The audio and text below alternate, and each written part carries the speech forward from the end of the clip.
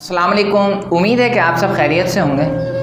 انسان کا سفر بھی کتنا عجیب و غریب ہے، جو کچھ اس طرح سے شروع ہوتا ہے، باپ کی پیٹھ سے ماں کے پیٹ تک، پھر ماں کے پیٹ سے زمین کی پیٹھ پر، پھر زمین کی پیٹھ سے قبر کے پیٹ تک، پھر قبر کے پیٹ سے حساب و کتاب کے دن تک، اور پھر اس دوران سفر انسان کو طرح طرح کی چیزوں کا سامنا کرنا پڑتا ہے، اور پھر بالآخر یہ سفر جنت یا پھر جہنم میں پہنچ کر ختم ہو جاتا ہے۔ دنیا میں دو لوگوں کی عقلوں پر بہت افسوس ہوتا ہے۔